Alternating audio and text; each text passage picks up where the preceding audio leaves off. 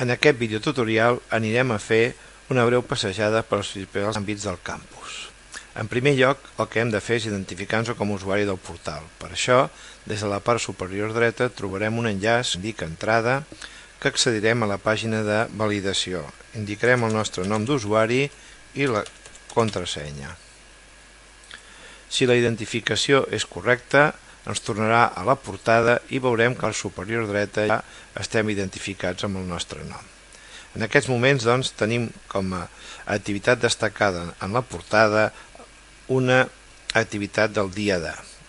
Si som usuaris, ja siguem alumnes o professors registrats, podrem accedir a aquestes activitats, clicant a l'enllaç corresponent. Les activitats del dia de giren al voltant d'un dels dies internacionals de la UNESCO. Es renova mensualment, cada mes canvia el tema i en aquest espai trobareu un seguit d'activitats de diverses durades de temps, diverses característiques, algunes d'ells per fer interactivament, d'altres que es poden fer sobre suport paper o altres formes de plantejament.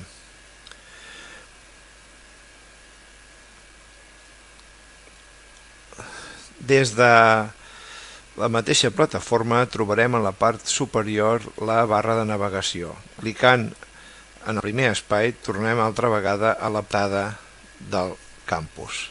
Per facilitar l'accés als diferents espais que ja comencen a ser importants, trobareu una barra de menú, que en primer lloc l'opció gestió del campus us portarà a aquelles informacions més rellevants que us puguin facilitar el treball, ja sigui amb alumnes o ja sigui personal.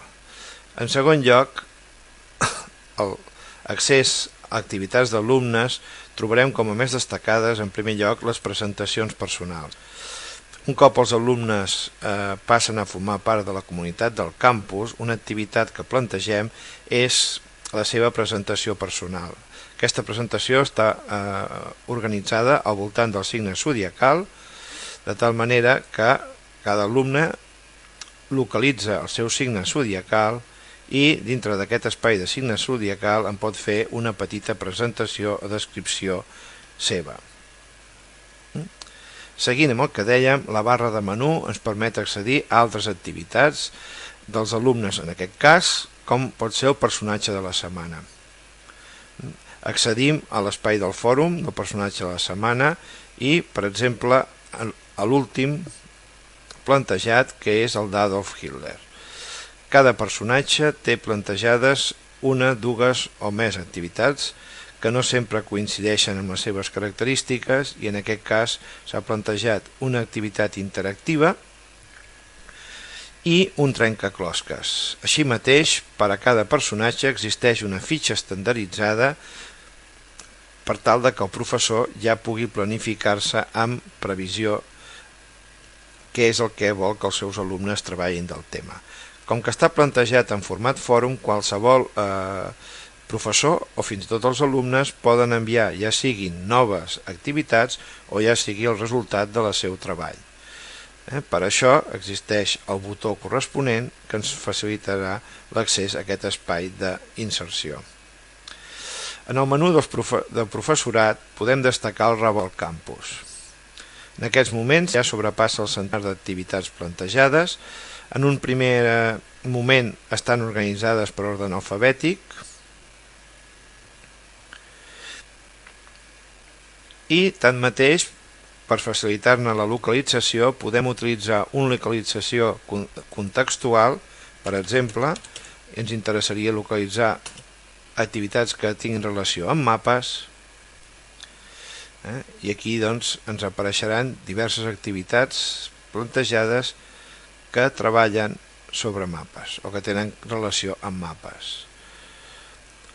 A la vegada també existeix una organització per categories i en aquest cas podem triar entre les categories plantejades. Per exemple, escollim dossiers. Totes que en aquest moment se'ns presenten tenen relació o són dossiers. Així mateix, qualsevol professor pot afegir una entrada que faci referència a algun recurs, a alguna activitat que cregui interessant per al conjunt. Bé, un cop tornem a la portada, a la seva part dreta, normalment trobarem elements destacats que canvien amb una periodicitat setmanal o quinzenal, ja siguin tallers, ja siguin recursos, programes, o ja siguin webs relacionades amb les obertes que siguin de destacar. Bé, fins aquí aquest breu repàs. Intentarem afegir més videotutorials que us facilitin la vostra comprensió i el vostre treball. Moltes gràcies.